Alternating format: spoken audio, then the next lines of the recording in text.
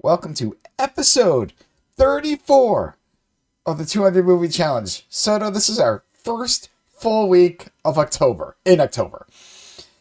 We're in spooky season. Yes. Yeah, it is. I'm just kind of setting the tone because I'm pretty much going to try and watch as many horror movies. That's going to be my theme for October. We did No To Be September, which was great. Then I had to go and watch Hubcap, which was not great. But I will say this, Soto. No. First of all, I did not go to Tubi this week. But yeah, 34 Oh, weeks. sweet. Yeah. We're at almost, well, actually, I'm going to start off soon. But yeah, we're 160. At the end of this, 163 total films.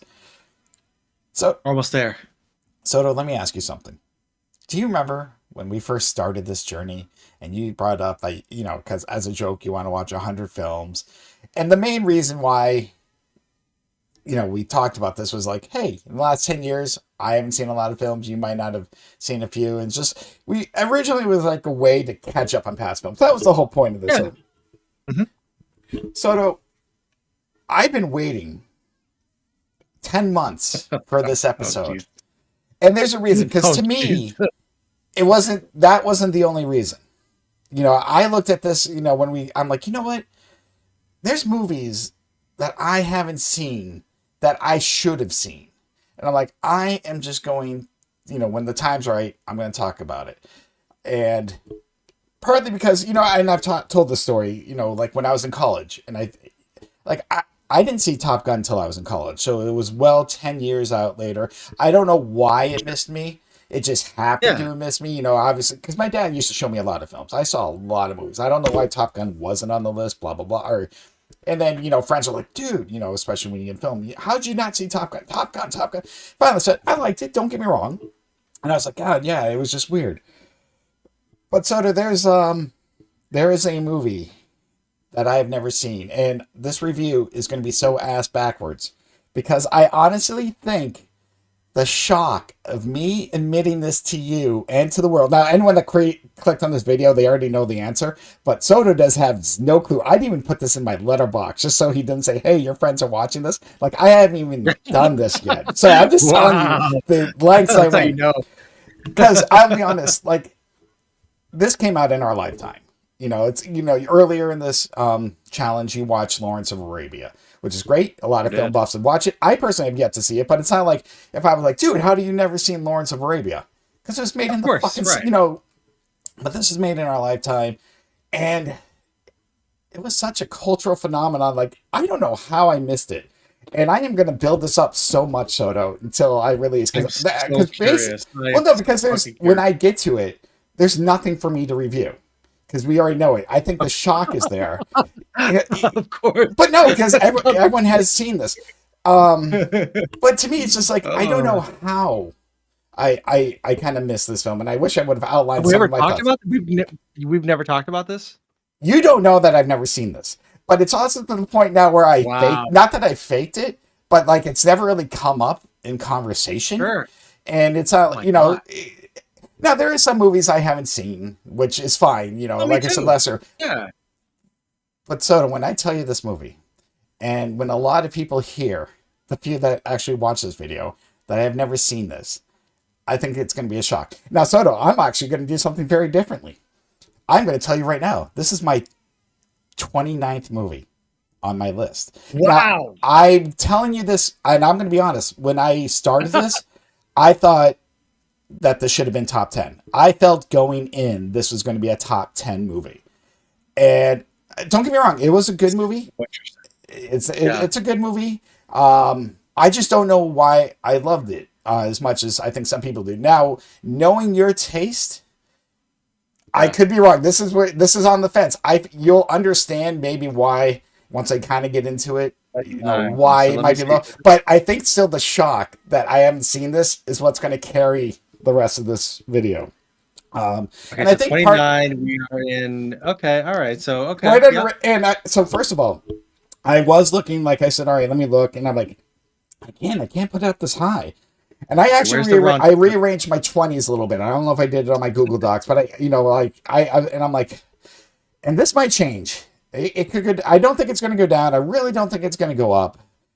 But it's just so funny because it's the season.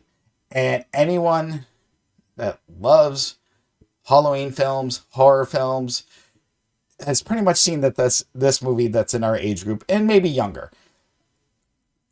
So I'm trying to find out how else to drag this out. I am in suspense. I know you are, and because I've been thinking about this all day, and I know there's like funny things I was gonna say about this, and I'll be honest, like my heart is racing, just getting ready to admit this because I'm like, I because I have to build this up. But anyhow, so yes, Okay. when we Okay, started, Chad. there is a You're safe. I get it, but yes, there's a few movies that I'm like I should see because I've never seen, and to me this is like the top movie like everyone loves this time of year, and I don't know Yeah. why. So I don't. I Are you ready for my 29th movie? hit me with the 29th movie, man. Do it. Do it. So Give it to me. the movie that I saw for the first time ever 2025. was in 1993. Tim Burton's The Nightmare Before Christmas. How did you miss out on seeing that movie? You worked at Blockbuster Video. Not in 1993. I was 15 then. I don't know. Oh my god! I, I I would imagine that this is a movie that Jill likes too, but apparently I'm I wrong. haven't. We haven't talked You would about have it. I made it don't. by I don't know. We actually haven't talked about it. I haven't admitted. You're my psychiatrist right now about this. My therapist. I have not admitted this now. because I knew the songs. I've heard. I knew the what's this. I knew Course. obviously the characters, but there's a Yes. lot of things I didn't know. That most of that I learned from Nightmare Before Christmas was from Kingdom Yeah, Hearts of because of course. those. Um, Yeah, that makes sense. That makes a I lot of say sense. that jokingly, and the music was great. So I don't know. I honestly Musical. because I Yeah. love like we talked about the Dark Crystal and a lot of those movies. I love those, especially growing up. I love those Yeah. movies, and I felt like this would have been a movie I honestly thought would have been top 10. And I'm watching it, and yeah, there's some parts I'm in it, and again, I knew something a lot about this. That he kidnapped Sandy Claus, he's trying to do Chris, but there's just a lot. I'm like, God, this does not resonate with me as much as I thought it would. And I'm wondering, is it because it's been so over fucking hyped? And we've talked about Yeah. this because Yeah. everyone loves it. And then I'm like, have you sat down and really watched this?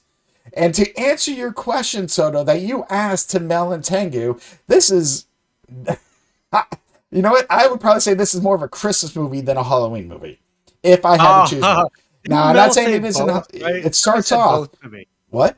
Mel did say both, but Somebody said both. you did ask if you had to choose one. Hmm. So that if you had, and I think because there is the Christmas theme and stuff like that. Yes, but it is both. And I know you were just having fun with the conversation, but yeah. So I don't know why. I think in the mid '90s, especially in high school, before I really got into film, Yeah. towards the end of junior high because of sports, I wasn't still into because it came out when I was 15. And you're right. I worked at Blockbuster, and there was just so many other things. I think it was just one of those things like, maybe I'll rent it, or maybe it was on, and I just never fucking watched this. And so, yeah, Mhm. after a while, it's just been like, well, what's the point now? I kind of just, it is what it is. Like, I just honestly didn't care. And so when we started this, I was like, I need to watch this movie in October and blow Soto's fucking mind. And Dude. yeah, and I can't explain why it happened, but honestly, because I know how you feel about Tim Burton, and that's why I'm like he might rank this a little lower, but I also feel like this is probably the one Tim Burton movie he fucking loves, so I don't know. But I was just like, I don't know if it was the story or By the way, it's Pee Wee for me, so just FYI. oh, you know what? Okay, no, that's right. I am a huge Pee Wee's Playhouse I fan. love Pee Yes, Wee's Big Adventure, Mike. That is a classic to me. But I'm gonna tell you something right now. I also feel that this movie is overhyped.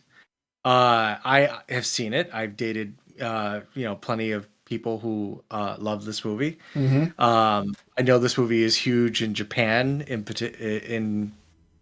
particular.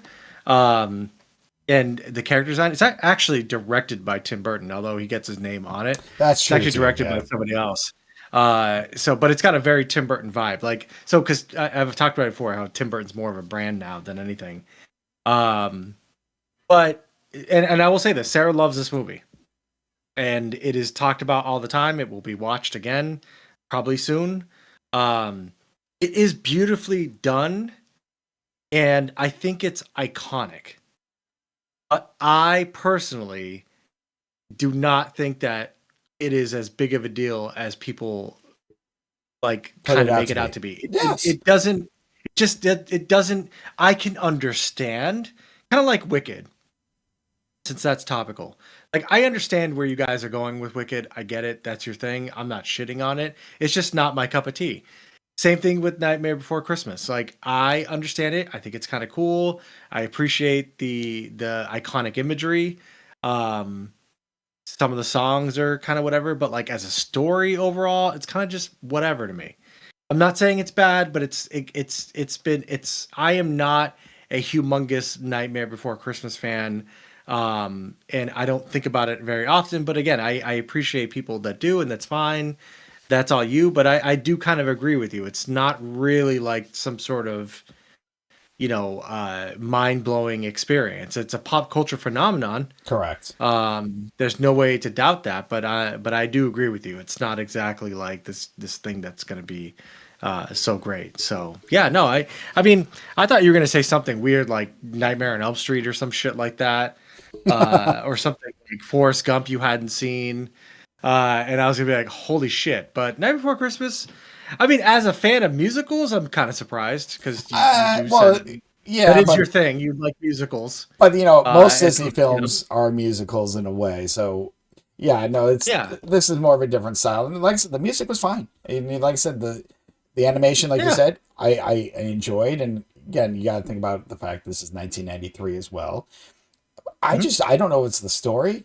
I don't know, and I'm just watching, and I was finding myself because Toto, this movie, if I remember correctly, is only an hour 20 long.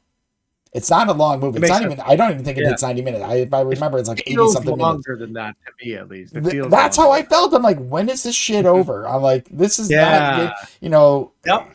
I'm like, this can't be. Why do people love this so much? And I get it. Even there's something We're for gonna everyone. get We talked about no, but we talked about it. There's movies we love. People are like, what the fuck? We talked about Pulp Fiction. People are like, I don't get it. That's fine, and I understand that. I fine. mean, That's fine. to each their own. But yeah, I think when I going in, I kind of expected like I said, I honestly thought, oh shit, this is gonna be a top 10 movie. This is gonna be hilarious. And I'm like, I can't. For the sake of what I'm doing with this list, I'm like, I can't put, and I'm looking even at the 20s. I'm like, I can't put it top 20. So yeah, it falls to Yeah. 29 for me. And I don't get me wrong. Will I ever? I don't know if I'll ever see this again. It happens to be on, like, and we don't want to change the channel. Fine, that'd be the only reason. But yeah, Soto, for however many years it's been, 30. My math, 32 years. 22, 7 carry that. 32 years. I have not seen the Very Nightmare good. Before Christmas. I never seen it once. But I knew of it. So when people ask, it was just like, hey, you're getting kind of a Tim Burton film or vibe. If you like that, you'll like It's a it. thing. And that just Yeah, it's a shows thing. you how we could fake it at Blockbuster. Even if we didn't see movies, we just knew what people liked, and you just knew certain movies. Like, yeah, if you like this, you like this. No one knew.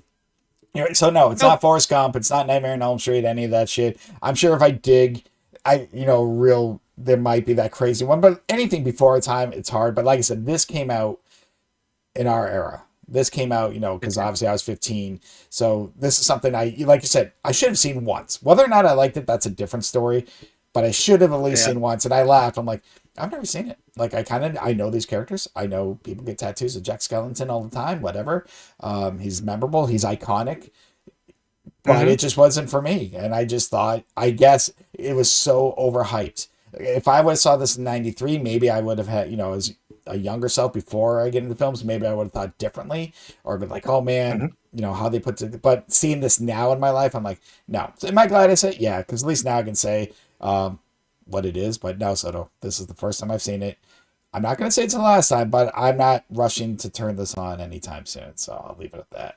Makes sense. Well, hey, that's a perfectly fine opinion and one that I happen to agree with. But let's move on to your first movie. I don't know if it's going to be as dramatic as that reveal, but It won't be. let's see what. Go ahead, explain to us this first movie. So the first movie that I saw this week was the movie Phantom Thread, starring Daniel Day-Lewis, directed by Paul Thomas Anderson. So I think this is the second Paul Thomas Anderson movie I've seen this year. The first one being Inherent Vice with what's his name, Joaquin Phoenix. And so there's been a lot of buzz about his newest movie, One Battle After Another, which has been getting a lot of buzz in theaters. I think it's his highest grossing film, and people calling it, just overall amazing. It's Quentin Tarantino. I mean, him and Quentin Tarantino kind of go back and forth with each other. They're kind of like, not really official like rivals, but they like to like, they watch each other's careers very closely. And so I was like, okay, Paul Thomas Anderson. I was huge into his movies, uh, especially back when I started school in the early 2000s with like Boogie Nights, Magnolia, and even to some extent Punch Drunk Love. And then the crescendo, of course, was There Will Be Blood, which to me is obviously a masterpiece, and Daniel Day Lewis is amazing in that film. But I'd seen Inherent Vice earlier this year, and I was like, Inherent Vice it's a late 20s movie for me. It was good. I felt it was long. It was kind of meandering. There were some good parts to it, but I wasn't really like kind of feeling Inherent Vice. So I kind of just was like, all right, well, what does really Paul Thomas Anderson have to offer? And so Sarah's been really talking about this movie for a long time, and it's been a bug in my ear, and it went free and then not free, and then it recently came back on Netflix. So I said, okay, you know what? I'm going to give it a shot. And the quick story is Daniel Day Lewis play. It's like, so it takes place around 1950s. I think it's like London, England, and he plays basically a haute couture designer. So he makes dresses, and he's an artist essentially.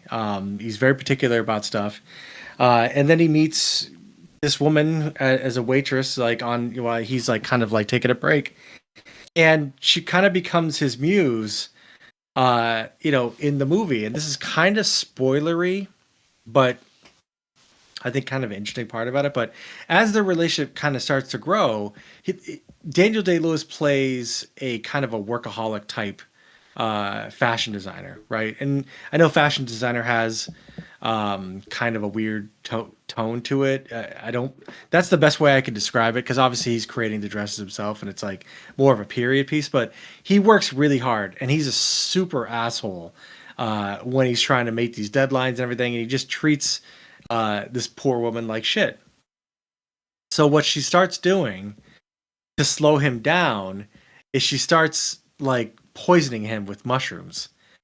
And Damn. he'll stop working and he'll like get sick, and then she'll take care of him, and they had this relationship where he's like really sick, and then she's like taking care of him, and he's very vulnerable and everything like that, and then it like makes him kind of like resets him. And so in order for him to stop working so hard, she starts kind of just making it so that he has no choice but to stop working. That's as far as I'll go, because I think even that is kind of a spoiler. Because as the movie unfolds, it's just an incredible like written movie about relationships and this whole entire thing. And I'll tell you right now, before I spoil this is an absolute fucking masterpiece of a movie. This movie hits on all three phases for me: directing, writing, acting. All three of these parts of the movie are done exquisitely and top notch. Just amazing. Daniel Day Lewis is great in this. The woman who plays his love interest is also phenomenal. And Paul Thomas Anderson just writes a script that is absolutely fucking stunning.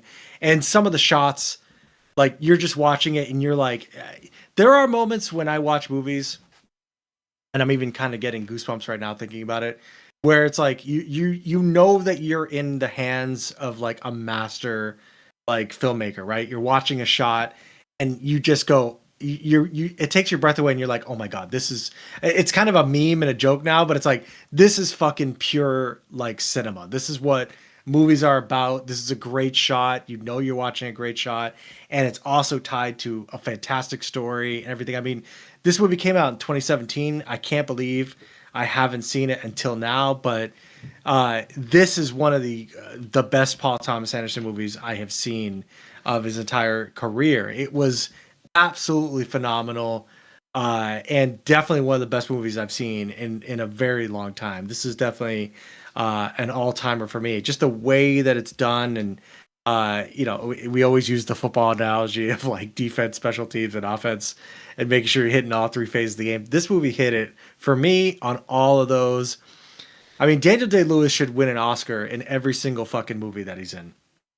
He has an amazing ability of just, because we talk about like the Beekeeper and Jason Statham movies, and we're like, Jason Statham doesn't have to be anything except Jason Statham when he shows up. Yep. He shows up, he's Jason Statham. The story revolves around what excuse can we have for Jason Statham to be Jason Statham. But Daniel Day-Lewis disappears into his roles, and it is absolutely fucking amazing to see. I mean, from this to like Gangs of New York, to There Will Be Blood, to Last of Mohicans, which I love as well. Like, all his roles are just so phenomenal, and this is just another one. And it was just, by the time, again, when the credits rolled, I just looked at Sarah and I was like, this is one of the best movies I've ever seen. This is a fantastic film.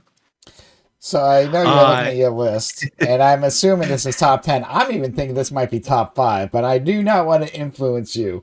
But as you look, I already know. I have a guess, and I'm going to just hold up my fingers though no one can see it. Where is this going? I was just listening to a clip from Cillian Murphy where he was talking about, you judge movies based on how long they stick with you, right? Yes. And earlier this year, obviously, when I saw Sinners, it was like, fuck, Sinners had a chokehold on me for like 3 days in a row. Like, as I'm running errands, as I'm doing stuff, as I'm living my life, I just was like, I got to see Sinners and I got to do that stuff. And this movie was just like that for me, where it's like, after it's done, it just kind of sticks with you and you're thinking about it and you're like, oh my God, this was really great and all that. So this movie, I really, surprised. It was tough to make the decision, and a lot went into it, but Phantom Thread is the second best movie that I have seen this entire year. And one of the best movies I've seen in a long time. And the other reason that I put it below Sinners is just because, like I said just a few seconds ago, like Sinners just got into my brain, and then I had to watch it a second. I had to watch it a second time. Like, my body demanded that I watched it a second time. And that to me was so impactful. From a movie experience, as far as like, do I think that the Phantom Thread is a better made movie than Sinners is? Yeah, I definitely think it is. But as far as a movie that sticks with you, and all that, I think that, right now Phantom Thread it's a top 5 movie for me that I've seen this year. I have no shame in thinking that it was impactful. I will probably watch it again. It was that good. And if anybody has the opportunity to watch this on Netflix for free, I definitely recommend it. If you like movies that are just well acted and well written and well shot throughout the entire thing, with a very satisfying conclusion, I think that you'll enjoy Phantom Thread. Awesome. Number 2, I did not realize you were going to go to number 2 this week. So it's a surprise, I think, when we have a movie that breaks the top 10, let alone top 5. So it's not often, but when it does, man, it feels really good. Feels really good. Feels really good. I like that Godzilla -1 is my number 5 movie. I was thinking I still stand by that. Godzilla is fantastic. I wasn't sure. I felt like I didn't think this was going to be 1. I was going with 4. That was like what my brain was thinking. Like the Anora, I couldn't remember a lot of how you felt about Anora, but I'm like, this might go in 4. I felt like it was going to go above Godzilla -1. But you know what? We have those movies. It's all about enjoyment and what you learn in the moment. Speaking about, yep, absolutely, and it's great. Speaking about learning something in the moment. So obviously after Nightmare Before Christmas, I just stayed with Disney Plus, and because I think I saw this thumbnail and I said, why not? And so this is more of a comical. I mean, not to say Nightmare Before Christmas didn't have a comedy, but this is definitely more of a comical. It is a horror theme, so I'm sticking with my October, horror theme. I say horror, but this isn't scary at all. Soto, I saw the 2021 film, which actually technically was a special. This was only an hour long. I did not realize that when I started it. So, but I'm still going to count it. Soto, I saw the Muppets Haunted Mansion. I saw the 2021's Muppets Mansion. All right, so you and your fucking Muppets, man. it was because obviously because of the time it's plastered on the main page. I'm like, I haven't seen this. Yeah, I fucking grew up on the Muppets. I've said this time and time. I love You Kermit sure Fozzie. did. I love the Muppet Show. I remember watching that on reruns. Some of the old school Muppet movies I used to watch all the time on TV in theaters. Even when they redid it with Jason Segel, I was like, this is that. I love it because the Muppets feels. This one kind of mixes obviously the Muppets and Haunted Mansion and it's basically more stars Gonzo. It doesn't really star the whole Muppet clan, which to me I think is what really hurts this film. I think I love it when the Muppets are all together being Muppets, just being themselves, whatever, from like Treasure Island to Manhattan. Like there's so many movies, but I think the ensemble is what works.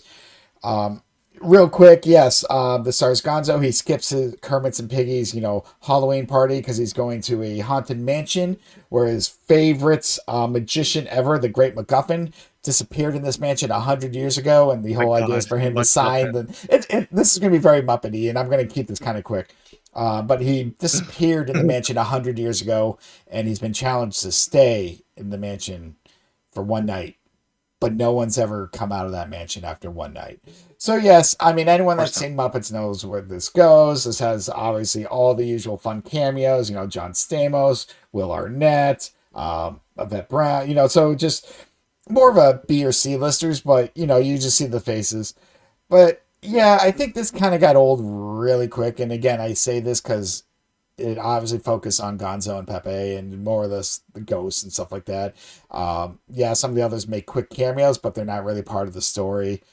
And I feel like that hurt this. I was a little disappointed. Like I said, I wasn't expecting the greatest thing ever going and watching a Muppet movie. But I grew up on the Muppets. Jim Henson's Idea Man is still in my top 10. I know that's more of a documentary. Mm-hmm. But again, I think not having everyone else, I don't think Gonzo is a great solo character to carry a film. Or even a special, because this was an hour. So that should, like I said, that should tell you something. The jokes got old quick. And you thought I checked out with Nightmare Before Christmas. Like I was really checked out with this. I'm like, God, this is just so boring. I was getting bored. I felt bad because, like I said, I hold the Muppets dear to my heart. Fraggle Rock, Dark Crystal, Jim Henson, all that shit. And I was like, yep, I watched this, and all just because it was there. There's not much I can say. The story was just everywhere. There was no point. I wish there was one memorable thing about this. The credits. Really? Wow. It's just one of those things. Even like kind of funny. I had a couple laughs. Like the old guys that are always in the balcony. They're ghosts and they. Oh yeah. Anytime they come in with a joke, the other joke was I think Pepe kind of thinks this woman's fault. He's the sixth husband, but all the husbands seem to have died, and he thinks she actually loves him. So no, there's a couple funny parts, but there's been other movies. Again, just if I'm just going with the Muppets, where I was like, yeah, I can remember scenes, I can remember laughing, I can remember Tim Curry in the again going back to Muppet Treasure Island, and he's brilliant in anything he does. This just, like I said, a lot of things fell flat. I think the cameos fell flat. The songs I can't even remember. And yeah, I was vastly disappointed. I mean, there's really not much more I can say because again, everything's just typical Muppets. And again, I'm not saying every movie was a banger, but when it's the ensemble, you might be a Fozzie fan and you see him and you're laughing. Someone might like Ralph and the music and like Kermit. Unless Gonzo's your favorite, yeah, this again, I was just like, I felt like this should have been so much better because I think because obviously Disney has the Haunted Mansion ride and they were trying to combine the two, but it didn't work and I don't know why it didn't work. I felt kind of sad, maybe just because this is kind of my childhood. There's not much more I can say. Anyone that's seen the Muppets knows how these movies go sometimes, or the jokes go, yes, because they're made for kids. They can't go above PG-13, PG rating or anything like that. So, where I rank this, Soto, yeah, this is going to be, unfortunately, on the low end. I am actually putting this at number 51. This is going underneath Bill and Ted Face the Music. I was going to say. This is low. It didn't sound as good as the Ron Clark story. So. No, this is below that. Not wait. The Ron Clark story. Where's my wrong? I moved things around. Oh yeah, so it's only a couple ahead. I forgot I reworked the 40s a couple weeks ago, and yeah, so no, Ron Clark is 49, Bill and Ted's Face the Music is 50, and like I said, I mean, it's the Muppets. You are gonna, laugh at some parts or giggle at some parts. I just think overall as a whole, this isn't memorable like some of their other movies. Even the reboot that they did, whatever it was, 2013, 2014. I don't know when the Jason Segel one came Yeah. out. Like that was enjoyable because not only they had all the originals, they introduced new characters, and Jason Segel just sold it. He's just like, hey, this is what we're doing. When you go all in, they're fucking Muppets, but you go all in pretending they're real. You feel it, but this is kind of sad, and I can see why this was not in theaters and this was just a special. Um, I didn't know that when I started. I didn't even see it at the time. I was just like, fuck it, Muppets and Haunted. Hey, I'm in my Halloween theme, but yeah, there's not much more I can say about this. I mean, watch the old shit. This was very disappointing for what it could have been. So Okay. yeah, me and my puppets, me and my Muppets. I don't know. I didn't plan it. I had it on Disney Plus, and I saw that thumbnail, and I'm just like, fuck it. And that's all. You know what? I listened to Soto. He says just press play, and that's what I did. Yeah, that's what we do, and that's all you can do. But speaking of just pressing play, we only have one more movie to talk Yeah. about. This is going to be a shorter podcast, which isn't bad. What is your second movie you saw, and your the fourth and final one of this episode?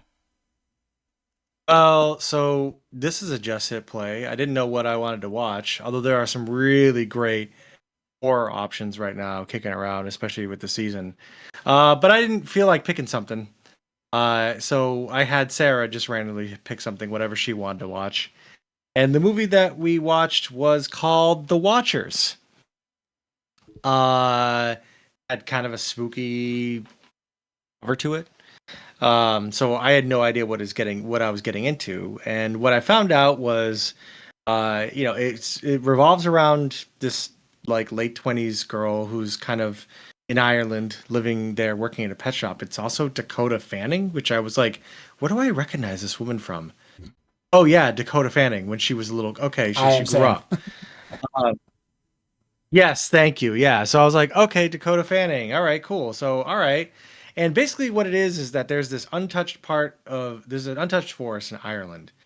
And if you go in there, you don't come out. Okay. Right? Okay. You've heard this before. Yep. So there are no maps or anything like that. And so through a series of circumstances, which is my favorite thing in any movie, she finds herself in this forest. And in this forest, there's like a kind of a bunker that she ends up escaping into because she can't find her car. She took a random parrot with her, by the way, which I really was just worried about if the parrot was going to make it. I think in most movies, I'm like, don't kill the animal. Like, the animal is innocent. Like, don't kill the fucking animal. Like, the animal didn't do anything wrong. Kill the people, fine. But don't kill the fucking animal. Like that, I don't like that. But yeah, she ends up in this bunker. She meets a bunch of other people that are like stuck in the bunker too, and they can't come out. And there's all these rules. I know you love your rules.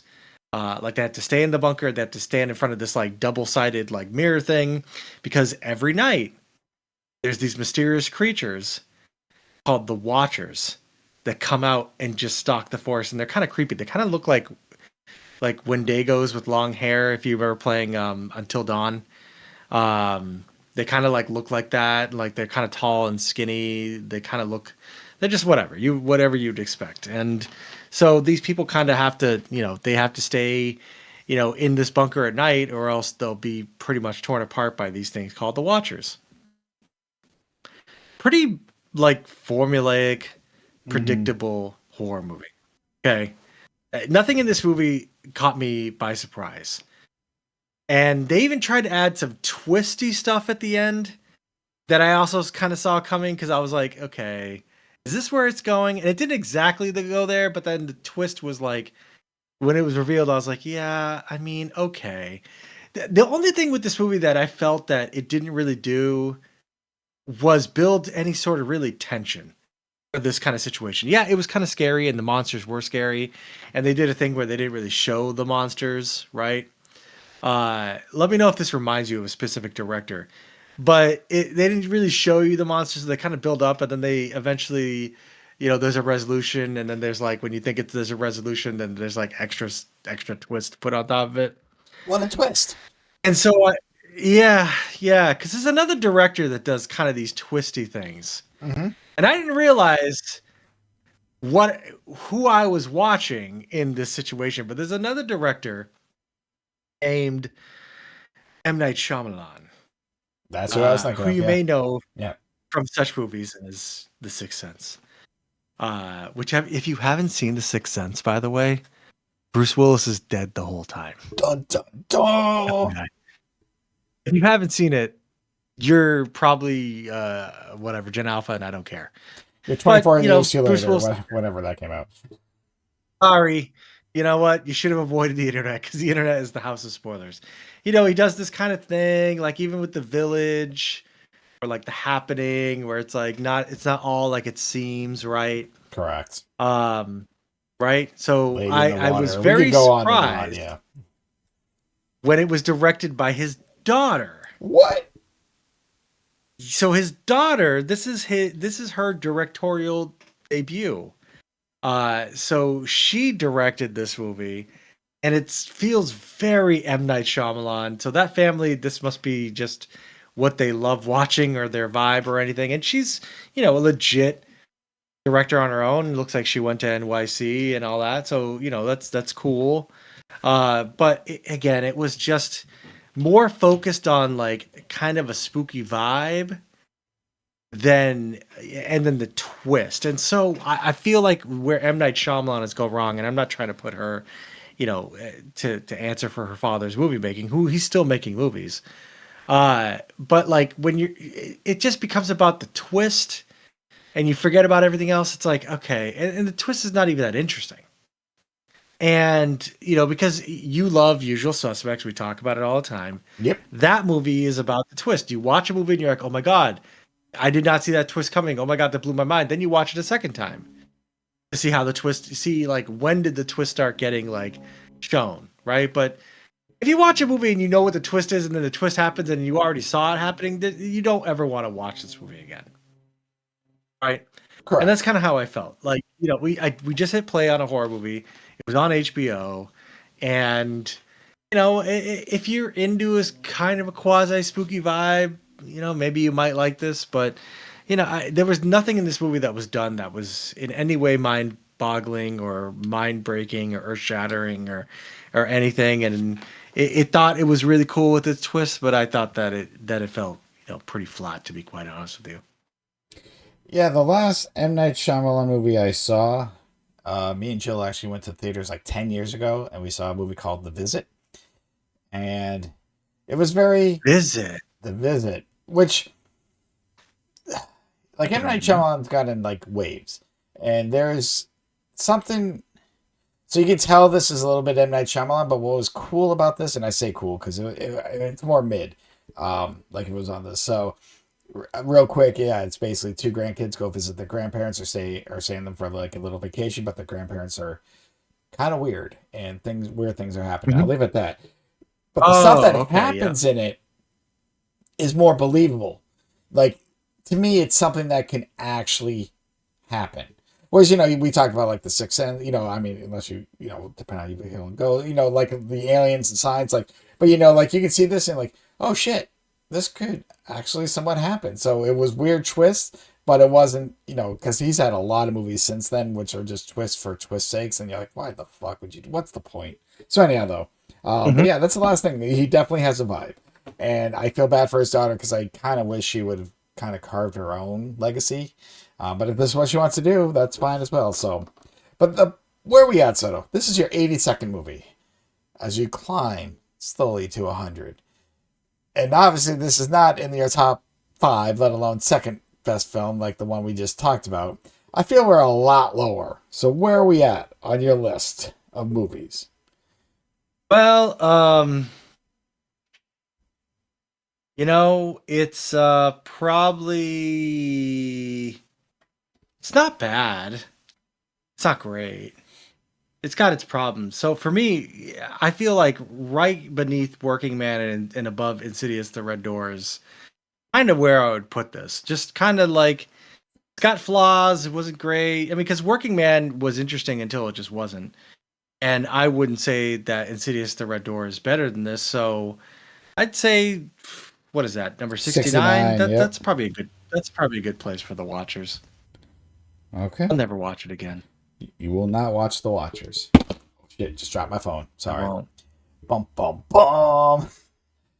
Oh, but Soto, that's our 4 movies. We've learned a lot today. We've learned that Chad hasn't watched some movies that he should have. That the Muppets aren't what they are by themselves, and that Soto watched his number 2 movies. So, but before we go, do you have any plans? Any certain movies you might be watching this coming week before we discuss? I'm gonna watch. It's What's Inside because that was recommended. I still want to see like the King movie that has Timothy Chalamet Ding Dong. Shyamalan. And I want to see Hereditary. That's out there too. There's a lot of movies that I want to see that I haven't seen, that are all of a sudden available on streaming, Mm-hmm. and I haven't even looked at Tubi yet. So I'm definitely gonna get my two. Which two I don't know, but I'm definitely gonna get there. That's for sure. I don't. Yeah, I mean, there's just so many options nowadays, and I think I'll get there. We'll see, Well, but definitely, I will definitely watch. It's What's Inside. That's gonna be something that definitely gonna watch. okay. Well, I will tell you most likely one film that's going to be watched. Coming at the end of October is a series. Welcome to Derry on HBO Max. Jill's Oh obviously a huge yeah, Stephen yeah. King fan. She's read a majority of his books, and we went to the theaters to see It Chapter One.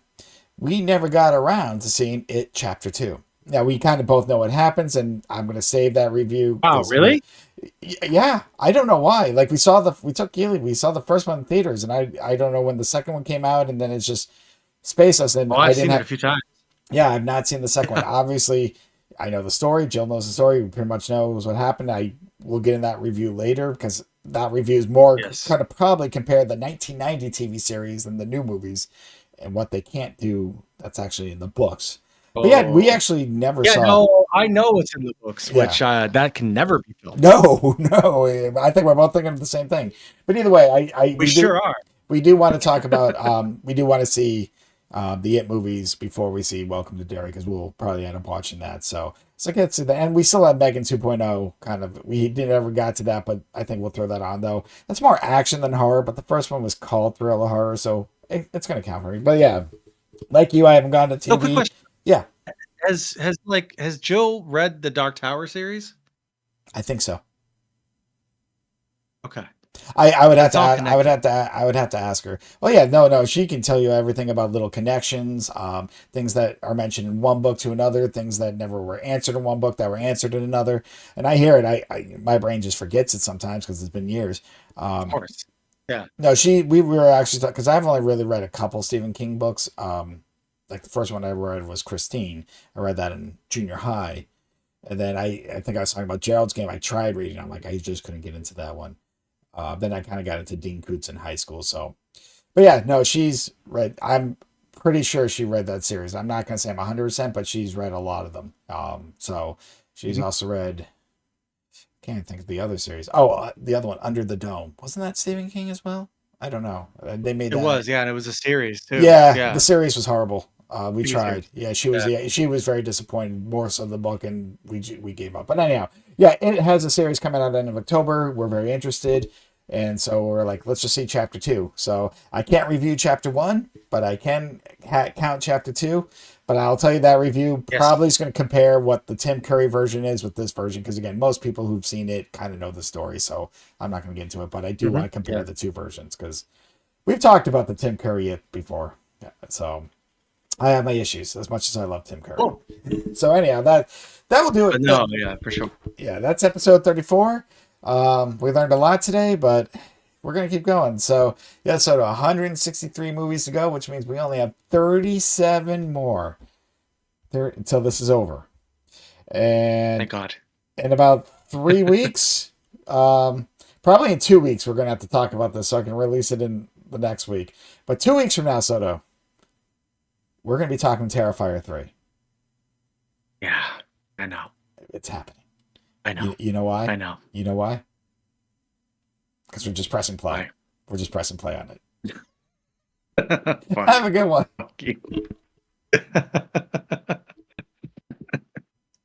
Oh.